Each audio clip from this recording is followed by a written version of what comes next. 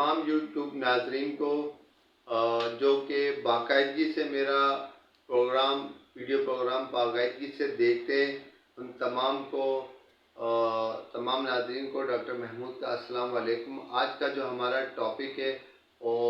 गैर मामूली टॉपिक है जो कि इंतहाई अहम है, और जिसकी जो मेन एग्जाम्पल जो मैं आपको दे रहा हूँ, बता रहा हूँ, वो है कि स्वेलिंग का in front of the neck, सोजन का गर्दन के ऊपर आ जाना। ख़ास तौर पे जो है swelling in front of the neck जो है, अगर इसका हम तनासुब देखें तो मर्दों की निस्बत जो है ख़वातीन में बहुत ज़्यादा इसका तनासुब है। और ख़ास तौर पे जो है हमारे ख़ित्ते के अंदर swelling in front of the neck जो है मोस्ट कॉमनली जो है दो बड़ी बीमारियां इसके अंदर मोस्ट कॉमन है, जिसमें हाइपरथायरॉयडिज्म है और हाइपोथायरॉयडिज्म है। और बोथ आर दी एंडोक्राइनियल डिसऑर्डर, लेकिन इसके साथ साथ बहुत सारे स्ट्रक्चर भी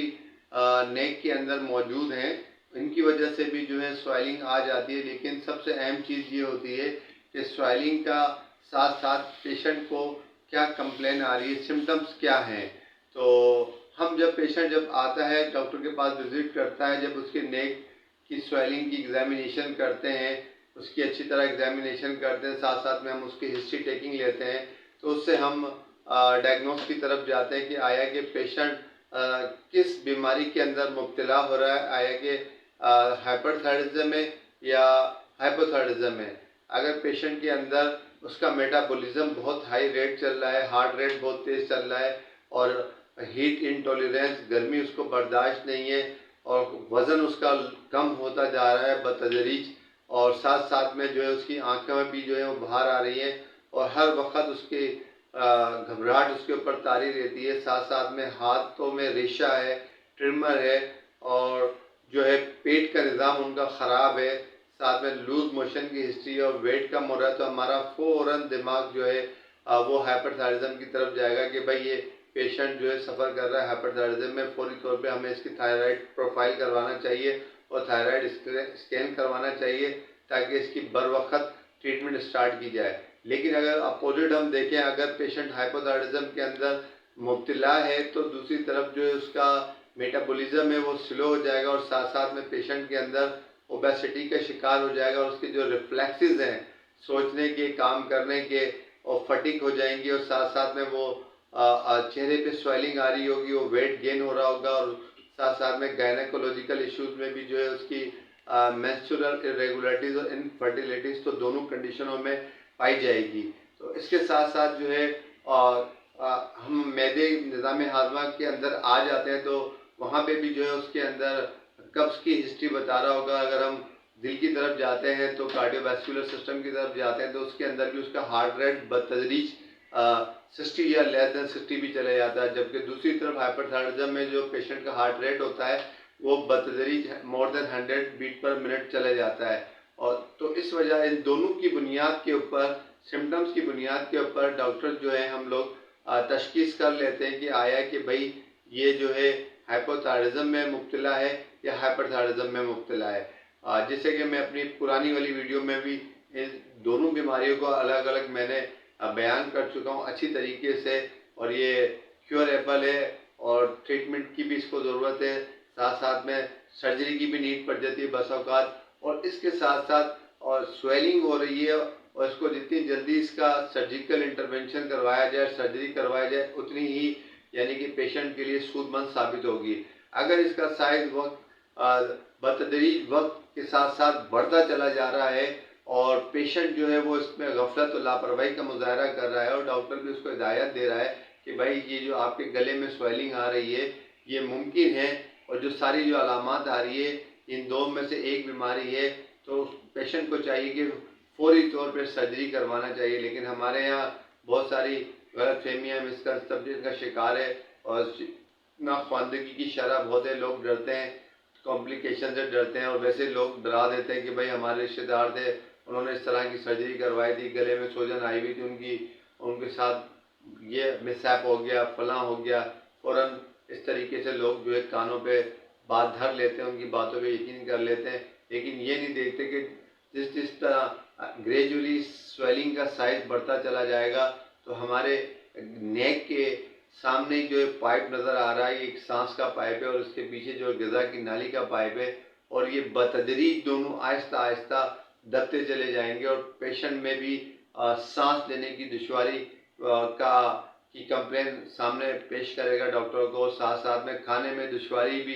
पेश करेगा। और अक्सर और बेशतर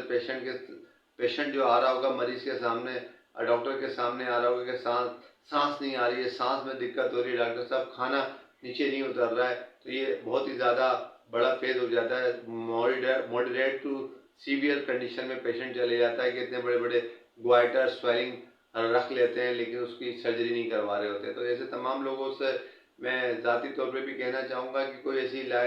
खतरे की बात नहीं है। अगर आपकी गर्दन के अंदर स्वेलिंग आ रही है तो, और ये जो मैंने सिम्टम्स बताए हैं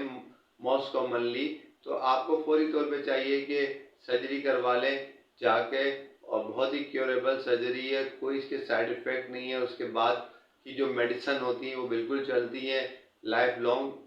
मेडिसिन चलती है। चूँकि ये ऑटो इम्यून डिजीज़ होती है, एक हाइपरथायरॉयडिज्म में ग्रेव डिजीज़ होती है और हाइपोथायरॉयडिज्म में हैशिमोटो डिजीज़ होती है, और जिसकी वजह से इंसान के सारे पैरामीटर्स जितने सिस्टम हैं हमारे दिमाग का, नर्वस सेंट्रल नर्वस सिस्टम है, कार्डियोवैस्कुलर सिस्टम है, निज़ाम हाजमा का सिस्टम है, रिप्रोडक्टिव सिस्टम है, इसके तमाम जो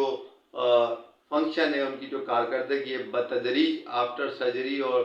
दवाई की बाकायदगी से इस्तेमाल करने से वो बिल्कुल एक नॉर्मलाइज हो जाते हैं, आम आदमी की तरह उनके फंक्शन हो जाते हैं। तो उसमें जो कोई डरने की बात नहीं है और फौरी तौर पे हिम्मत करना चाहिए। अगर कोई पेशेंट इसमें सफ़र कर रहा है उसे फौरी तौर पे सर्जरी करवानी चाहिए। और इसके अलावा भी और भी बीमारी हैं, बहुत सारी बीमारी भी, बाज़ औक़ात सीए थायराइड भी निकल आता है तो उसमें भी यही कंडीशन होती है। फिर हम उसका सिटी स्कैन करवाते हैं, कंट्रास्ट सिटी स्कैन करवाते हैं, फिर ये देखा जाता है कि आया कि जो ये कैंसर है इनकैप्सुलेटेड है, फैला है या नहीं फैला है, और उसके जो गिर्द में जो स्ट्रक्चर है किस चीज़ को इन्वॉल्व किया है नहीं किया है, उसकी स्टेजिंग करते हैं। उसके बाद जो है कैंसर के डॉक्टर जो होते हैं और हमारी फील्ड के और सर्जन होते हैं वो स्टेजिंग के बाद फैसला करते हैं कि आया कि इसकी सर्जरी करनी चाहिए या नहीं करनी चाहिए। तो उसके बाद में बहुत सारे लोग ऐसे भी देखें कि उनको थायराइड का कैंसर निकला है, कैंसर उनका नहीं फैला है और माशाल्लाह कामयाब सर्जरी हुई है। उसके बाद पोस्ट कीमोथेरापी भी उन्होंने ली है, रेडिएशन भी लिए और दवाई भी लिए, आज वो हमारे साथ मौजूद है। और जिन लोगों ने इसके अंदर कोताही का मुजाहरा किया और लोगों की बातों में कान धर लिए और वो आज हमारे दरमियान नहीं है, वो मौत के मुंह के अंदर चले गए। तो ये सारी इन्फॉर्मेशन थी जो आपसे शेयर करनी थी, ताकि बहुत कॉमन बीमारी है, बहुत सारे लोग हैं जो इस बीमारी में मुब्तला हैं, सफ़र कर रहे हैं, और उन लोगों को चाहिए कि स्वेलिंग आ रही है, सोजन आ रही है इन फ्रंट में, फ़ौरन डॉक्टर के पास जाएं, उसका चेकअप कराएं, उसका मुआयना कराएं, उस पर वर्कअप कराएं, उसकी इन्वेस्टिगेशन करवाएं। ख़ास तौर पे जो हम आगाज़ करते हैं वो थायराइड प्रोफाइल से करते हैं, उसके साथ साथ जो है थायराइड स्कैन भी करवाते हैं, आगे भी नीड होती है तो वो भी करवाई जाती है, एफएनएसी भी करवाई जाती है, सर्जरी की ज़रूरत होती है तो उसकी सर्जरी भी होती है जाके। और बिल्कुल जो इंसान पेशेंट जो होता है वो एक आम इंसान की तरह आफ्टर सर्जरी जो है उसकी तमाम जो स्वेलिंग होती है वो ख़त्म हो जाती है, जो गदूद जो होते हैं उनको निकाल दिए जाते हैं, जो इजाफी तौर पे बढ़े हुए होते हैं, एडिनुमा या कोल्ड नोड्यूल्स वगैरह होते हैं, और दवाई का जो देनी होती है वो सिलसिला चलता रहता है और पेशेंट सेफ साइड पे आता है और नॉर्मल हेल्दी ज़िंदगी गुजारना होता है। उम्मीद करता हूँ कि आज की मेरी जो वीडियो पसंद आई होगी। अगर ये वीडियो पसंद आई है तो इसको ज़रूर जो है लाइक भी कीजिएगा और मेरे चैनल को सब्सक्राइब भी कीजिएगा और वीडियो को शेयर करना मत भूलिएगा। जब तक के लिए मुझे इजाज़त दीजिए। अल्लाह।